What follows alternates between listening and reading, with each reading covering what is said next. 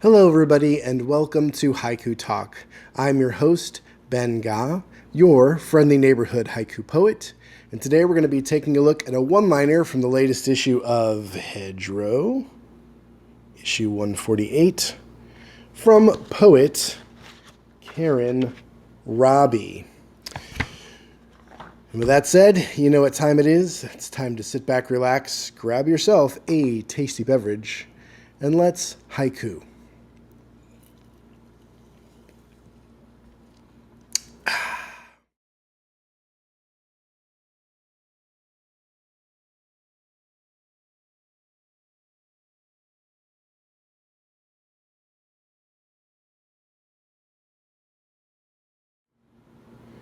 Welcome back, everybody. It's good to be with you again for another episode of Haiku Talk. I want to get right into this poem because there's a couple ways that I read this one line that are exciting, and I get kind of tripped up when I'm trying to talk about it. So I'm going to try to get it out straight because it's clear in my mind, but might be a little tricky to say. But here's the poem, and I'm going to try to read it in a way where I'm not emphasizing one thing or the other. I'm trying to read the whole poem with all the words without any specific emphasis to try to shift you one way or the other to how I'm going to read, how I interpret the reading. So the poem goes like this. Painting the window full of sky. Painting the window full of sky. And I really like just the sounds of the language in here. I love painting as a good word to start with, and I like the window. I love like painting the window. It's like, again, rhythm, painting the window. I love it. That triple beat ends in an O sound, and then full of sky. These three long beats at the end. And I love ending on sky. It's a good word to kind of drift on and end on because it's a sky. It's like, it's big, it's vast. And so full of sky. And you're just sort of end on that I, which is great. But the three moments here that are kind of like looped in together with me as I read this, I have it as like painting, like I'm painting, and the window next to me is full of sky. So I'm like painting in the room. Maybe I'm doing a painting or I'm just painting the room, and the window is full of sky. So it's a lot of light coming through, beautiful day, a lot of warmth, a lot of just beautiful surroundings. It's a really nice thing. I'm pausing, I'm looking out the window. It's a beautiful scene, and it's just a nice moment to come. The sky outside is helping me with my painting inside. Okay, that's one thing. Also, number two would be painting the window full of sky. In the sense that I am painting a window. So I'm doing a painting of a window, and in that painting of the window, I'm making that window full of sky. So, imagine yourself, you're up there with your canvas and you're doing a painting, and there's a window that you're painting, and in that window that you're painting, you're making it full of sky. So, it's an internal room that you're painting, and this window is somewhere in the painting, and outside that window, you see it full of sky, full of light. Again, it's a kind of a nice creative, like in the sense that you're being creative in the act of painting a painting, and you're choosing, or it's either real or imagined or whatever, but the window in the painting, you're painting it full of sky. That's number two. The third way that I see it is like painting the window, like I'm painting the window frame. And as I'm painting that window frame, the sky outside, the window, the glass within the window that I'm painting is full of sky coming in. So it's another kind of like it's sort of like the first version where I'm painting within the room and the window is kind of full of sky, but now I'm actually painting the window itself. And when I look through the window's full of sky. So that window kind of becomes like a middle pivot between what I'm doing when I'm painting and then the image through the window. And it's just a delight because every time I look at this, I keep looping through these different ways to seeing it. And at every one of those three kind of moments I just described, they're very pleasant moments. You have when you have a window full of sky, to me in this context, I'm not getting any hint that the sky outside is threatening, that the sky outside is something to be scared of, or that the sky outside is anything other than beautiful. Now, again, that's where I go with this, but because there's no specificity around the description of what the sky looks like, you're able to interpret it yourself however you want.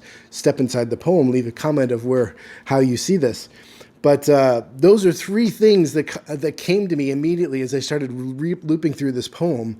And it's just a matter of how you group things together and where you land the emphasis on the words as you're reading, that it constructs the scene.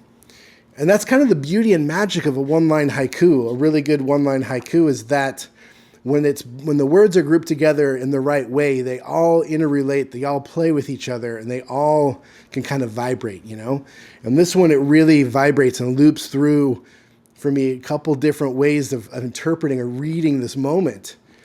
And as a reader, I'm just delighted by that because I stay with this poem. I linger on this poem. I think about this poem and keep looking at it and thinking about it and going into the moment. And every time I look at it, I'm going into the moment and I'm finding something new, finding a different place to stand, finding a different action that's unfolding. And it's just a really delightful piece. And like I said, this is something that a one-line haiku can do very well when it's written well, like this one is, as opposed to breaking things up into lines where those line breaks kind of force you into a pause, force you into a way of seeing that's more structured and broken. But with the single line, like I said, when it's done right, the emphasis of how things group together can sometimes be completely dependent on the reader and how they form those moments. And like I said, I got 3 out of this. I'm sure there are more.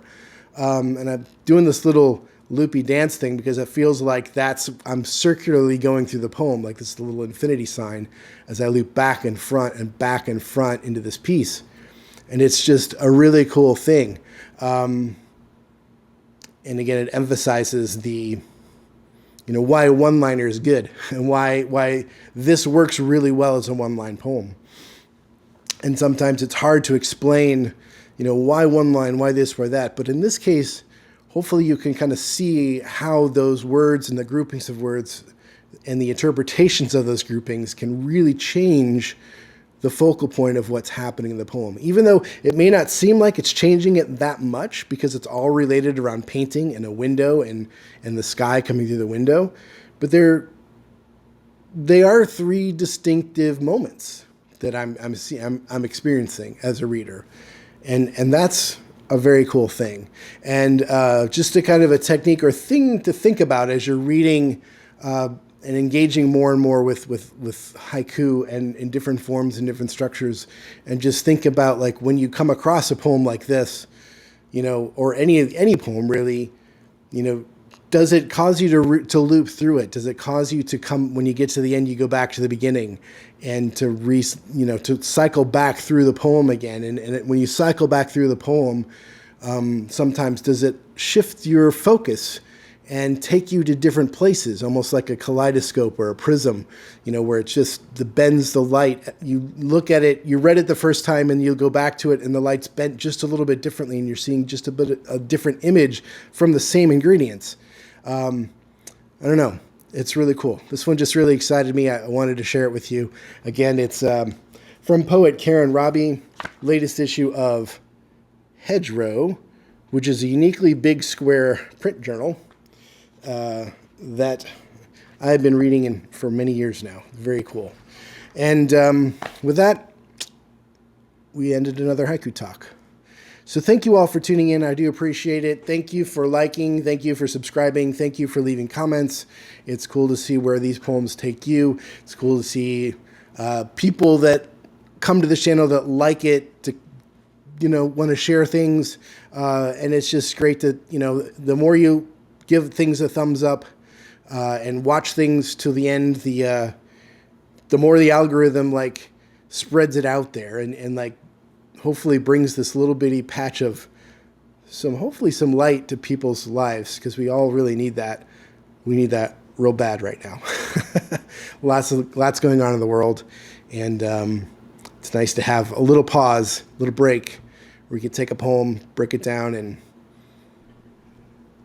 kind of exist in it for a while. So with that said, thank you all for tuning in. Until next time, peace, happy painting, happy windows, happy light.